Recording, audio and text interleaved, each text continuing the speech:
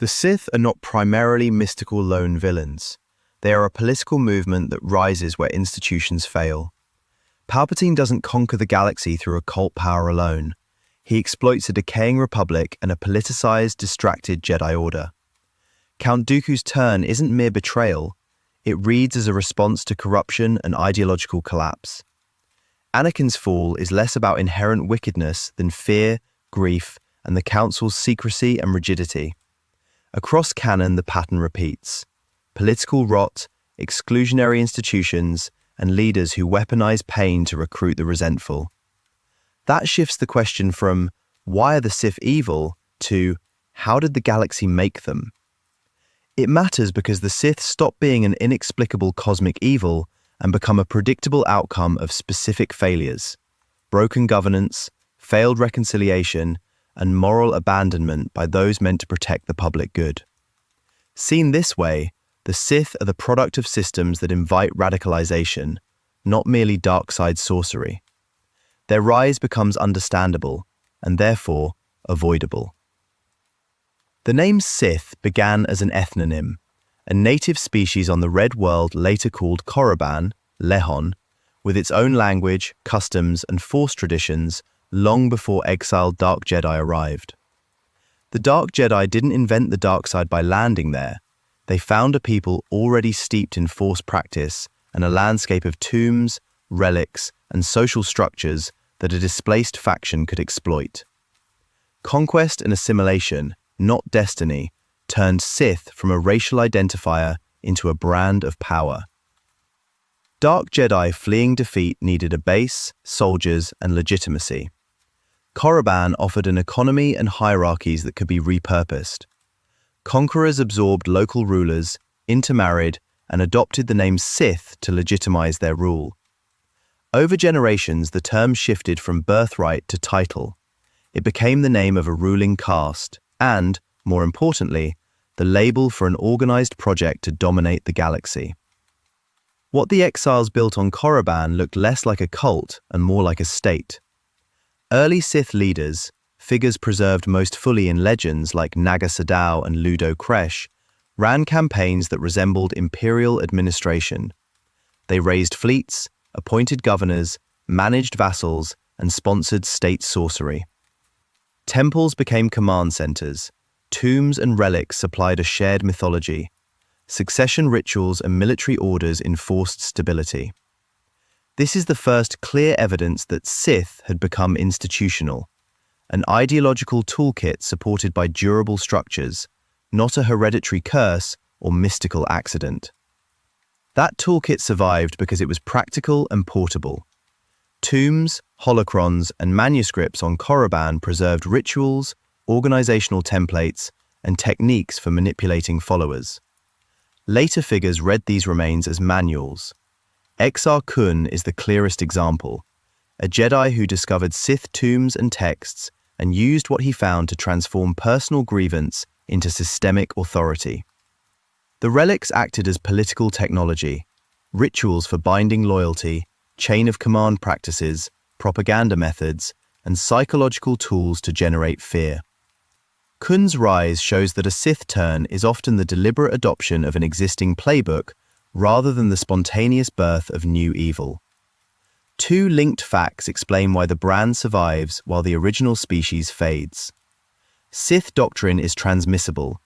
Teachings and techniques stored in texts and temples can be passed on, and it is adaptable. Core tenets, supremacy, secrecy, martial testing, the weaponization of passion, can be reinterpreted to serve different ends. Different eras keep the useful parts and discard the rest. Because the doctrine moves independently of bloodlines, humans and other aliens inherit the name and its methods without sharing ancestry with Korriban's natives. Over centuries, the demographic face of Sith changes. Cycles of conquest and collapse dilute the original population. Aliens and humans increasingly fill leadership roles.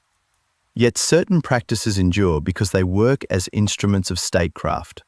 Ritualized brutality for recruitment, Sith alchemy and sorcery as technologies of control, sanctified ambition to justify purges, and meritocratic cruelty. Those practices behave like an ideology.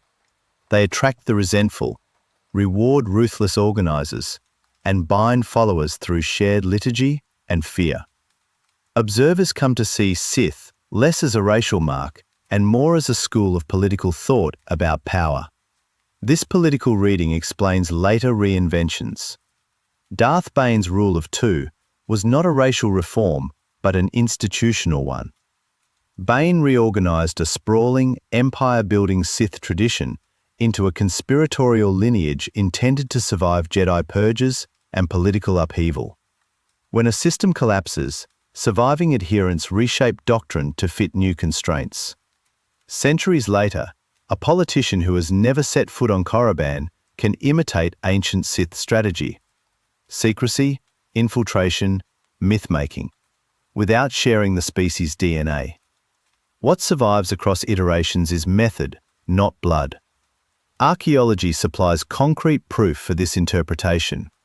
Recovered tombs and holocrons repeatedly show the same patterns: tests for aspirants, instructions for ritualized domination, military doctrine, and theological arguments justifying authoritarian rule. These artifacts function as strategic memos. When a new actor opens a Sith tomb, they encounter recorded practices designed to seize and hold power. Rediscovery is the common theme. Leaders from Exar Kun to later Sith draw on old templates and adapt them to contemporary political conditions. Reframing the Sith as an organized political movement rather than a racial fate changes what historians and storytellers should ask. Instead of wondering why a bloodline is inherently corrupt, the more useful question is how social breakdown, institutional weakness, and exclusion create openings for an expansionist ideology.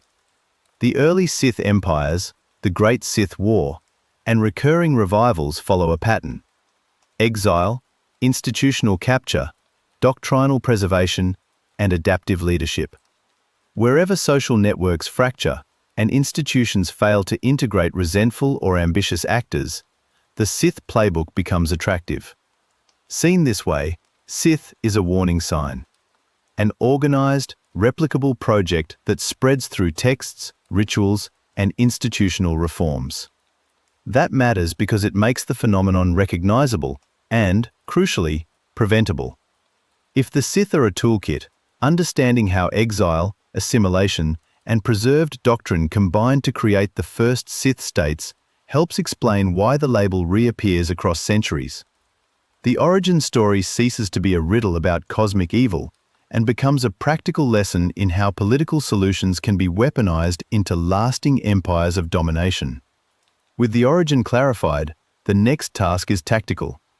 How did Sith leaders translate early advantages, control of resources, a library of organizational techniques, and a cultural mythology into durable power that survived purges, betrayals, and the attention of the Jedi? That is the question that explains how a defeated sect became an idea that kept returning to threaten galactic order. The Sith gained power through a repeatable, practical playbook. Recruit people who feel wronged, offer forbidden shortcuts to influence, place allies inside key institutions, and manufacture or exploit crises so the solution they sell becomes the only realistic choice. Those four moves turn personal grievances and institutional weaknesses into centralized legal authority, which is why Sith victories feel engineered instead of miraculous. Recruitment begins with grievance and temptation. Sith teachers target fear, anger, and resentment rather than abstract ideology. Anakin Skywalker is the clearest case. Fear of loss, attachment to Padme, and frustration with perceived Jedi inaction were openings. Palpatine didn't win him with doctrine. He offered immediate answers the Jedi refused to give: power to stop death, reframing passion and rage as tools, and private mentorship that made the Chancellor the only adult validating Anakin's anxieties. Count Dooku's turn followed the same pattern: disillusionment with Republic corruption, a craving for agency, and a Sith offer that legitimized his anger. Recruitment is personalized and instrumental. Trauma is converted into loyalty with promises of real, immediate payoff. The promise of forbidden power is practical and calibrated to needs. Sith teachings emphasize using strong emotion to fuel ability, embracing aggression over restraint, and accepting means the Jedi forbid. That solves short-term problems. A politician offered clandestine networks gains influence. A commander taught ruthless tactics wins battles.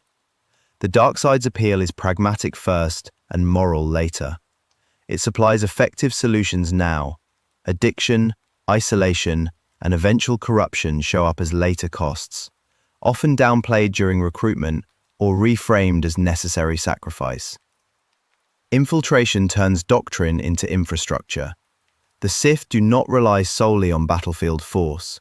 They seed existing systems with loyalists who steer policy from within.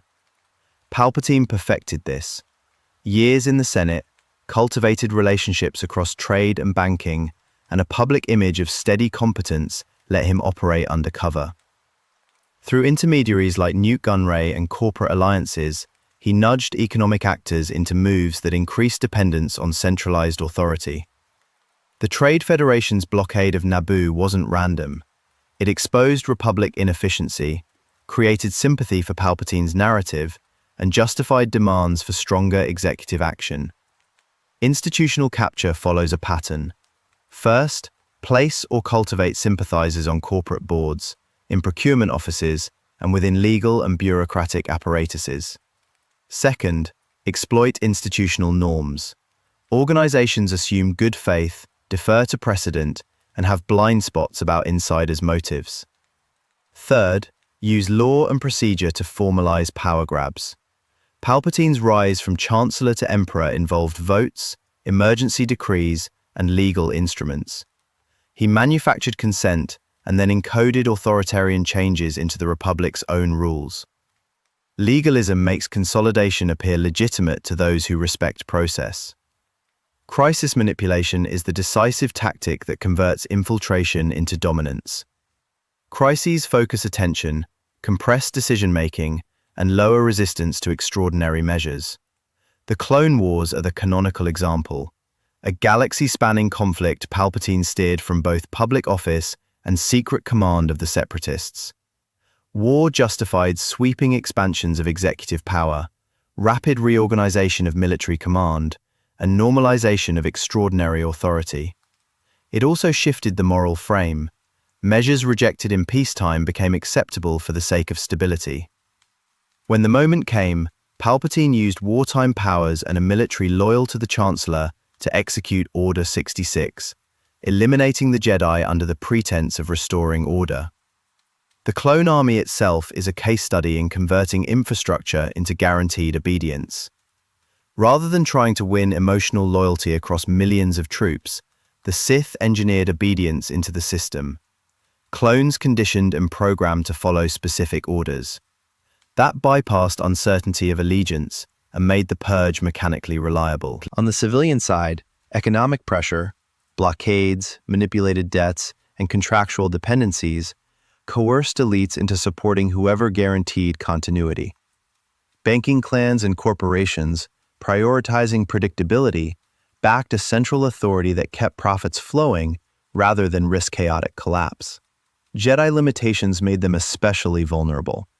The Jedi were guardians trained to resist personal ambition, not political actors built to unmask patient constitutional subversion. Their emphasis on detachment and avoidance of political entanglement left them ill-equipped to counter rhetoric that appealed to emotion and grievance. Their confidence that the Sith were extinct blinded them to subtler captures. A reform-minded senator, a corporate lobby with hidden ties, or a manufactured crisis that rewrote the rules. When they intervened during wartime, they acted as a militarized force within the very frame Palpatine had created, which made them easier to delegitimize afterward. These were structural mismatches more than simple moral failures. An order optimized for combat and corruption detection was not optimized for countering long-term, legalistic authoritarianism. This toolkit explains Sith resurgences beyond Palpatine. Exar Kun and later revivals recruited disaffected students, weaponized secrecy and charisma, and thrived where institutions fractured. Wherever legal norms fray, emergency powers become routine, or elites prioritize order over justice, the promise of decisive leadership and secret knowledge looks attractive. The Sith operate like a political movement, predictable tactics harnessed to concentrated ambition. Framing the Sith as an engineered strategy matters because it makes prevention possible.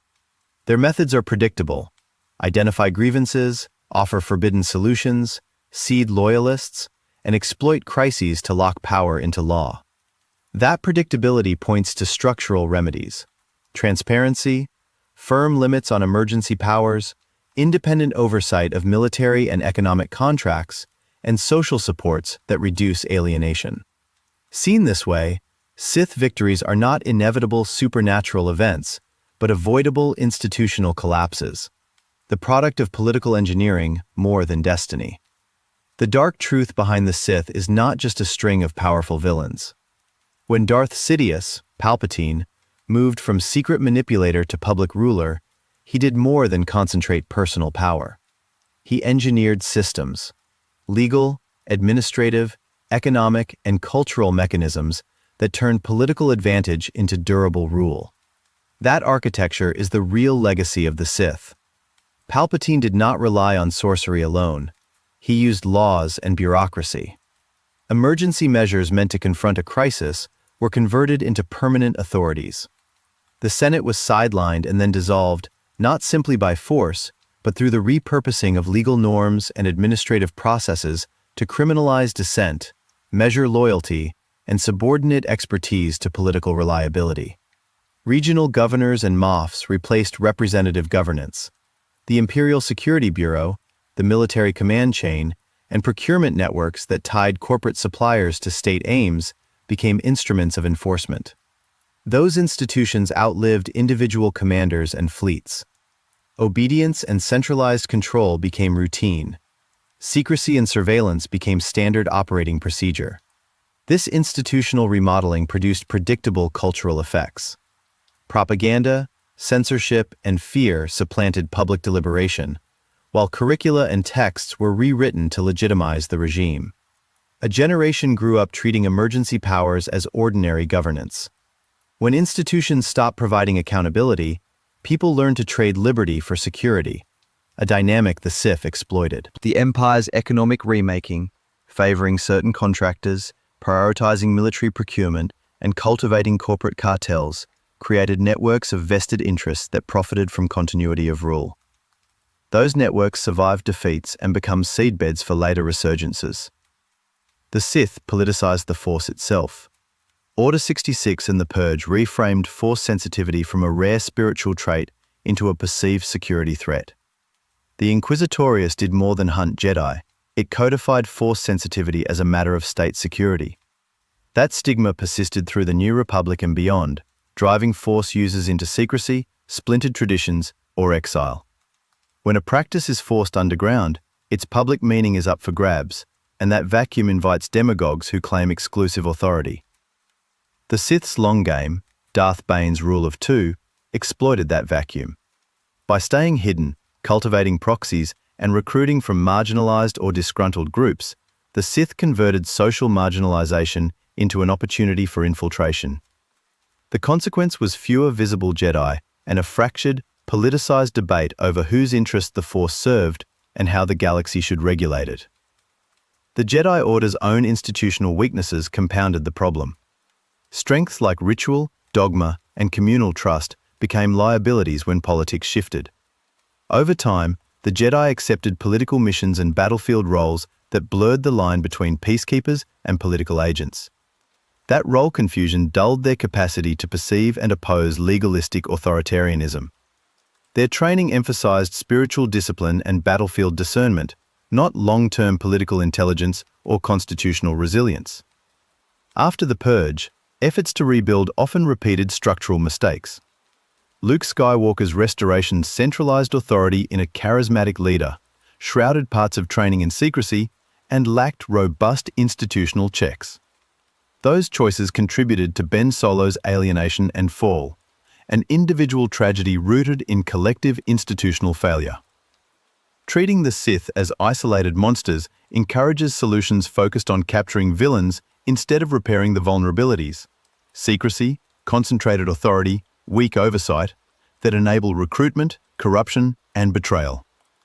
This institutional pattern recurs across eras and actors.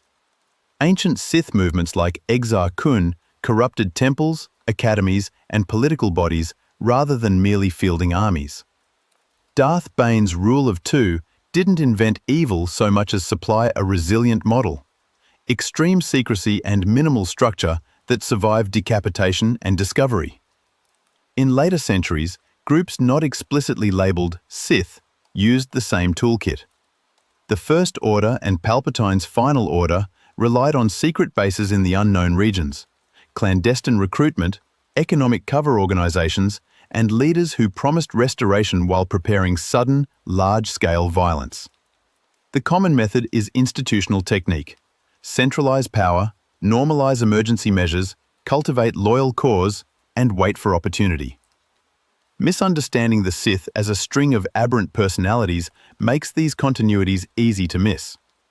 If the problem is bad apples, the response is capture, trial, and moral condemnation. History shows that this is rarely sufficient. Remove an emperor and his top lieutenants, and the legal and administrative logic that enabled their ascent, the concentration of power, erosion of oversight, and social alienation, often remains. That is why resurgences have been possible, not because evil is immortal, but because the institutional conditions that fostered it were left intact or recreated. Seeing the Sith as a recurring political ideological threat reframes what actually breaks down during these crises. Legal norms, transparency, distribution of authority, and social supports that reduce grievance-based recruitment. It explains why military victories did not permanently end their influence. The networks and mindsets they produced persisted in corporate boards, security agencies, regional administrations, and public attitudes. It also shows why reforms should focus on structural defenses rather than symbolic purges. Limits on emergency powers, independent oversight bodies, professional civil service norms, and destigmatization of force practitioners are concrete measures that reduce vulnerability to authoritarian capture. Viewed plainly, the Sith legacy is less a catalogue of sorcerous atrocities than a lesson in political engineering. Their most dangerous weapon was not a lightsaber or a force choke, but a practical playbook. Seize power legally, reshape institutions to hold it, cultivate economic and security networks that benefit from permanence, and use secrecy to survive scrutiny. That recognition changes the stakes. The galaxy's most persistent enemy has been systemic failure. Institutions that can be hijacked, cultures that accept permanent emergency, and social fractures that produce recruits. Those are vulnerabilities that can be identified, anticipated, and, if addressed through targeted institutional reforms, made far harder to exploit. Viewed as a political movement rather than a species of monsters, the Sith teach an institutional lesson.